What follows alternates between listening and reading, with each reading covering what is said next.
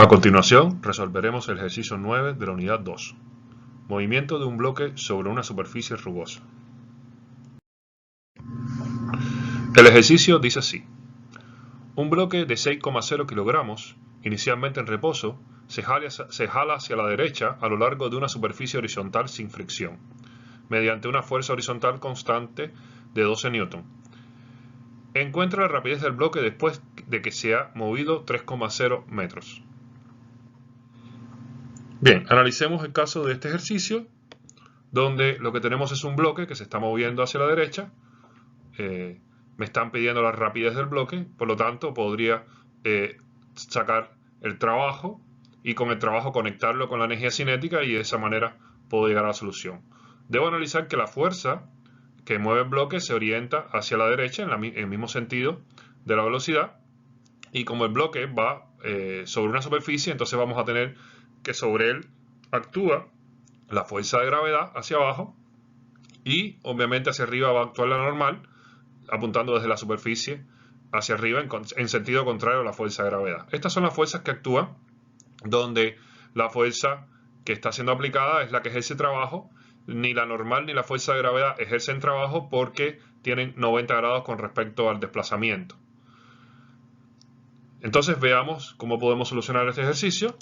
Inicialmente aplicamos el trabajo, donde el trabajo sabemos que es igual a la fuerza por el desplazamiento. La fuerza que se aplica es 12 newton por el desplazamiento 3 metros. Entonces sabemos que hay 36 joules de trabajo. Entonces aplicamos el teorema de trabajo-energía cinética y decimos, bueno, que el trabajo es igual a energía cinética final menos energía cinética inicial. Tenemos que el bloque salió del reposo, por lo tanto la energía cinética inicial es 0. La energía cinética final es la que va a contener la velocidad final, que es la que me interesa calcular. Y con eso, entonces lo que puedo hacer es despejar, una vez que tengo el trabajo, puedo despejar la velocidad final. Y para eso tendría que pasar el 2 multiplicando, la masa dividiendo, y saco la raíz cuadrada y me queda, bueno, velocidad final igual a raíz cuadrada de 2 trabajo sobre masa. Y eso me queda entonces sustituyendo 36 joules el trabajo, que lo calculé acá, la masa 6,0 kilogramos, que me lo dan como dato, y eso finalmente me da 3,5 metros por segundo. Bien, ese es el valor que me dio en velocidad, que es lo que me piden, la rapidez del bloque, después que se ha movido 3 metros en una superficie horizontal sin fricción. Y si hubiera roce con un coeficiente de roce sintético de 0,15. Bueno, vamos a ver qué sucedería si ya esta superficie no es sin fricción, si es una superficie donde hay roce. En ese caso tengo que considerar la fricción, donde la fricción es igual a μ cinética por la normal, donde puedo decir que es igual a μ cinética por mg, porque la normal se orienta en sentido contrario a la fuerza de gravedad. Las únicas fuerzas que intervienen acá son la normal y la fuerza de gravedad, por lo tanto la normal y la fuerza de gravedad son iguales, no hay movimiento en esta dirección, por lo tanto esto se cumple. Recuerden que esto no se cumple en todas las ocasiones, solamente se cumple en este caso porque tengo la fuerza, las componentes en I solamente son la fuerza de gravedad y la normal, y ellas constituyen el equilibrio para que el cuerpo no se desplace en el eje Y. Entonces puedo calcular a partir de esto el coeficiente de fricción es 0,15, la masa 6,0 kilogramos, la gravedad 9,80 metros por segundo al cuadrado, y eso me da una fricción de 8,82 newton. Entonces puedo aplicar digamos, puedo sacar la energía cinética que se debe a la fricción.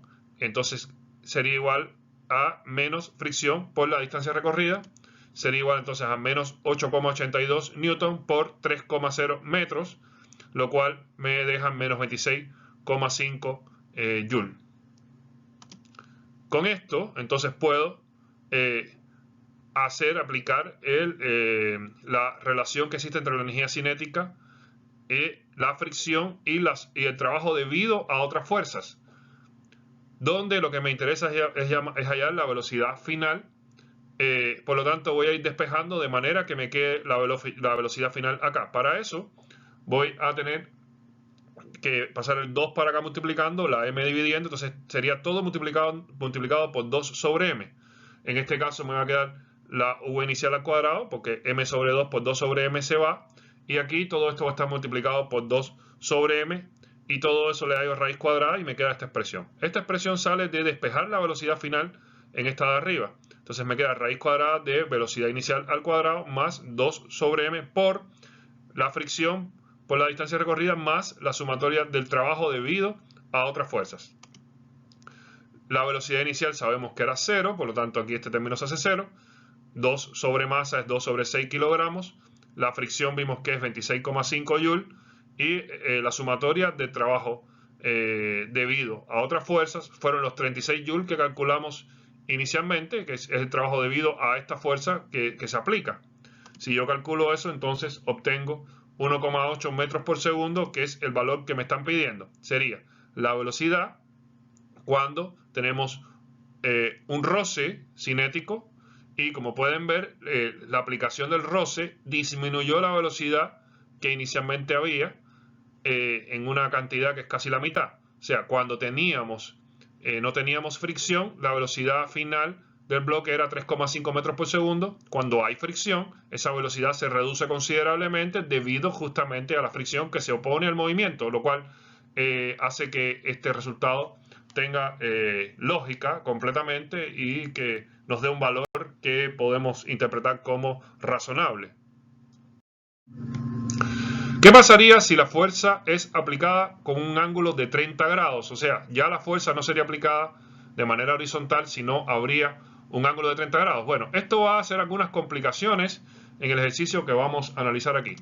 La principal diferencia va a ser el cambio en el módulo de la fuerza normal, así como en la componente de la fuerza responsable del trabajo, ya que vamos a tener que aquí teníamos en las componentes sí teníamos la normal y la fuerza de gravedad, pero ahora también vamos a tener la componente F en I, que va a estar relacionada con este ángulo a través del seno, y en el movimiento en X vamos a tener la componente F en X, que va a estar relacionada con este ángulo a través del coseno.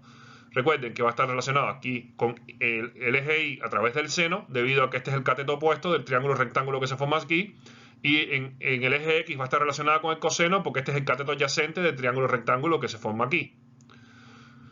Vamos entonces a aplicar este ejercicio. El trabajo, recuerden que es F por delta X por coseno del ángulo, que sería la fuerza aplicada por la distancia por el coseno teta, que es el que me están dando acá. Si yo aplico en el eje Y, voy a tener que la normal más la componente F en I, que recuerden que es F seno del ángulo, menos mg, porque tiene sentido opuesto, entonces esas fuerzas van a estar en equilibrio y se hacen igual a 0. Recuerden que antes, cuando la fuerza no tenía inclinación, sencillamente yo decía que la normal era igual a la fuerza de gravedad. Pero como tengo una inclinación, aparece la componente F en I en el mismo sentido que la normal. Por eso normal y F seno del ángulo tienen el mismo signo y la fuerza de gravedad tiene signo contrario.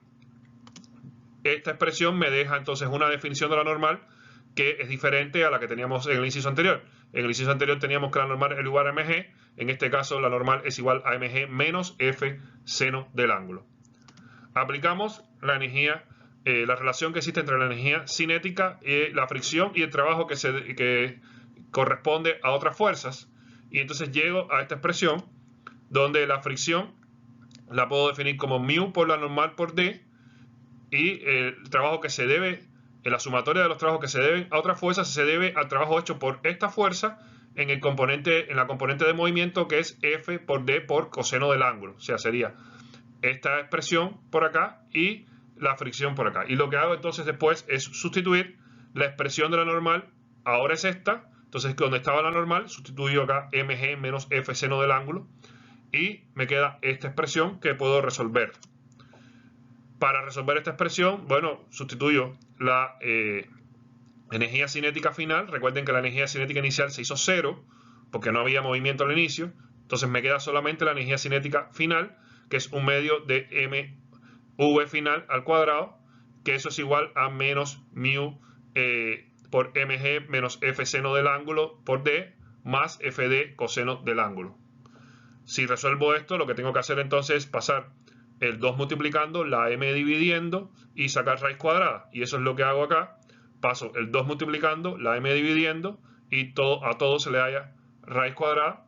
Y eso lo puedo sustituir todo, porque tenemos que el valor de mu era 0,15, tengo la masa, tengo la gravedad, la fuerza aplicada es 12 newton, el ángulo en que se aplicó fue 30 grados, lo que se recorrió fueron 3 metros, nuevamente aquí la fuerza 12 newton, distancia 3 metros, el coseno de 30 y la masa 6 kilogramos. Entonces todos los números están como para calcular y eso me da al final un valor de velocidad final igual a 1,1 metros por segundo.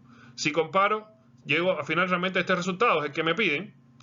Y si yo comparo con los resultados que obtuve anteriormente, recuerden que cuando no había roce, la velocidad final me dio 3,5 metros por segundo.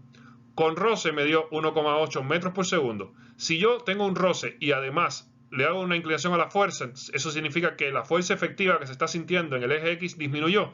Por lo tanto, la velocidad final también va a disminuir y vamos a tener una rapidez todavía menor a la que habíamos calculado cuando teníamos solamente el roce y la fuerza en la misma dirección.